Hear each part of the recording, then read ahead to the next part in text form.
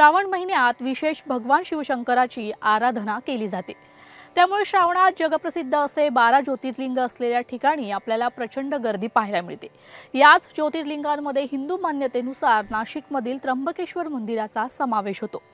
त्र्यंबकेश्वर ज्योतिर्लिंग हे नाशिकपासून केवळ 29 किलोमीटर अंतरावर असून ते गोदावरी नदीच्या काठावर आहे।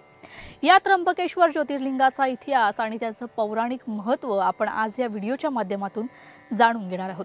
नमस्कार, मी तेजोल चौकेकर खोत लोकशाही मराठीमध्ये तुमचं स्वागत करते। प्रचलित आख्यायिकानुसार प्राचीन काळी ब्रह्मगिरी पर्वतावर देवी अहिल्याचे पती ऋषी गौतम यांनी वास्तव्य केलं होतं। त्या काळी या परिसरात असे अनेक ऋषी होते ज्यांना गौतम ऋषींचा हेवा वाटायचा आणि म्हणून ते त्यांचा अपमान करण्याचा प्रयत्न करत होते। अशातच एक दिवस या सर्व ऋषींनी मिळून गौतम ऋषींवर गोहत्याचा आरोप केला।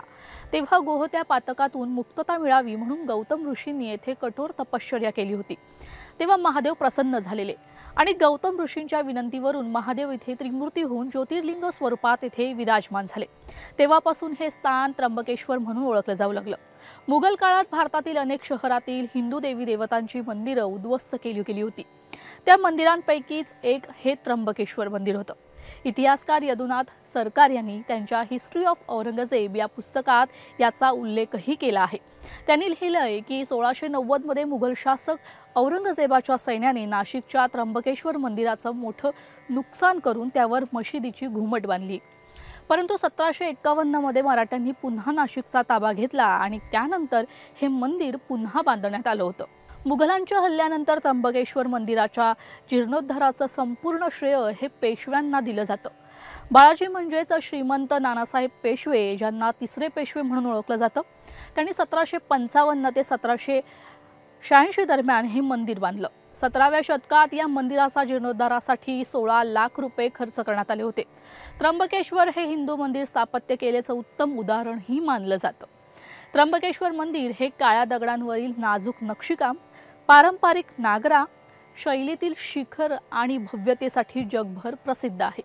संपूर्ण मंदिर काळ्या दगडांनी बनलेलं असून मंदिरातील चौकोनी मंडप आणि मोठा दरवाजा म्हणजेच मंदिराची शान मानली जाते। तसंच मंदिराच्या आतमध्ये एक सोन्याचा कलश आणि शिवलिंगाजवळ हिरे आणि मौल्यवान रत्नांनी जडलेला मुकुटही आहे। त्र्यंबकेश्वर हे मंदिर पौराणिक कथा आणि स्थापत्य सौंदर्यामुळे भारताच्या समृद्ध सांस्कृतिक आणि धार्मिक वारसाचं प्रतीक मानलं जातं। या मंदिराचा वार्षिक उत्सव हा लाखोत यात्रेकरू आणि पर्यटकांना आपल्याकडे आकर्षित करतो। भारतीय पुरातत्व सर्वेक्षण आणि विविध राज्य संस्थांनी त्र्यंबकेश्वर मंदिराच्या जतन आणि संवर्धनासाठी कायमच सक्रिय सहभाग घेतलाय। भावी पिढ्या या पवित्र स्थळाच्या भव्यतेचे साक्षीदार होऊ शकतील आणि त्याचे आध्यात्मिक महत्त्व अनुभवू शकतील याची खात्री करण्यासाठी हे प्रयत्न महत्त्वपूर्ण आहेत।